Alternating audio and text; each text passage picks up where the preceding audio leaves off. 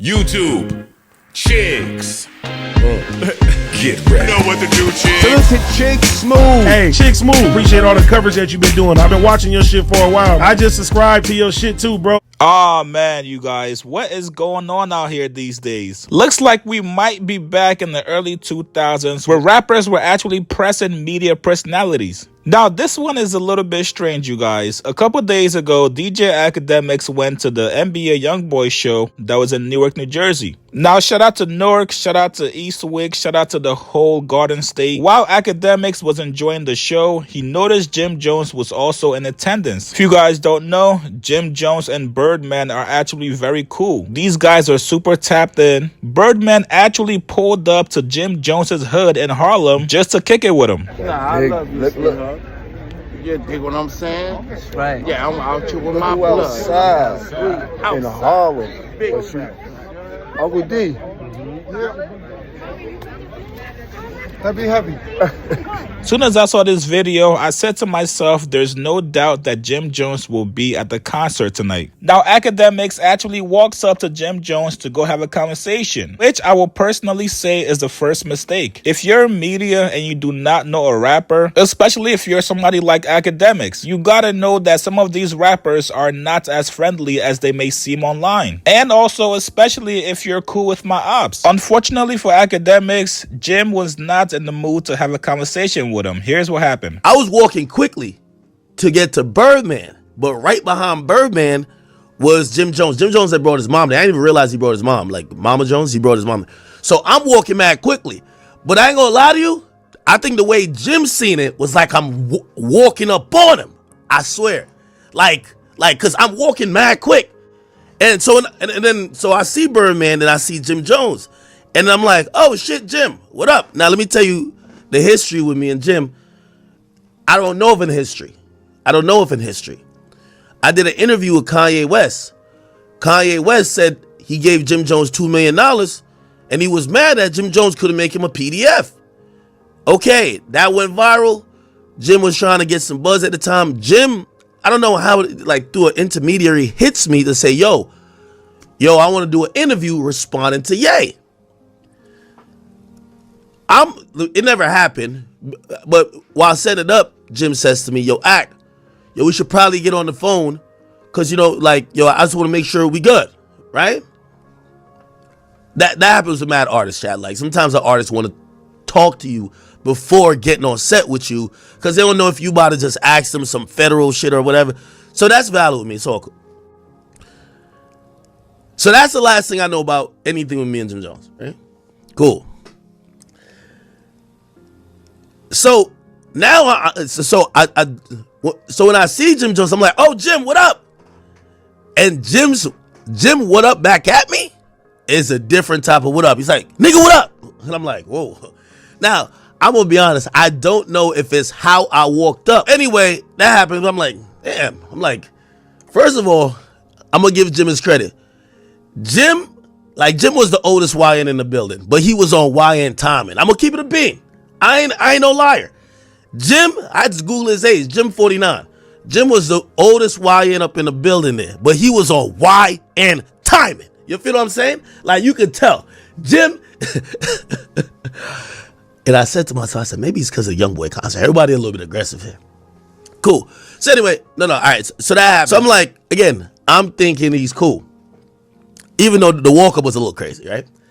But I was starting to think, like, oh shit, he probably thought I was like walking up on him. So let me just have a regular conversation with him. So I go over to say, yo, Jim, we gotta get up and we gotta go do the interview. That's what I'm like, we gotta go do the interview. And I ain't gonna lie to you, I don't know if it's because Youngboy was on stage. Jim Jones turned to a YN on me. I swear. Jim Jones was like, yo, hold on, let me holler at you, man. Let me holler at you. And you know when the nigga just start to be a little bit more vigilant, I'm like, is he okay now? Jim is like, yo, listen, man, I gotta talk to you. I'm like, all right, what up, what's good? He's like, yo. Now, he was taking a second to kind of get out his point, but this was his point. And I was trying to he kept asking questions like, yo, do y'all think the shit y'all do online is cool? So I'm like, what are you talking about? I'm kind of confused, honestly. I'm legit confused. I know some people are going to be like, no, accurate, playing dumb. But I'm kind of confused because I'm also trying to figure out what it could be, right? And I didn't get too much info out of him. But he mentioned 6ix9ine. He said, whatever 6ix9ine. Then he's like, yo, y'all gotta know, it ain't safe when niggas is playing with me like that. And I'm thinking about, I'm like, what the fuck do I? So I kept trying to ask him, I said, what me and 6ix9ine got to do with you? Or what I got to do with if you and 6ix9ine got something? I got to think it's this video, right? Because I don't think he's been talking about it recently. Or it might just be overall that 6ix9ine told. Now, again, and I know I'm trying to battle the people who are going to be in the comments like, accurate, playing dumb. Yeah, no, I'm pretty sure it's not what I've done. It's like, nigga, that's your man, 6ix9ine. And you post this shit, and nigga, we don't fuck with that nigga. Now, the only thing, and I guess my response to Jim is, listen, there's a couple things.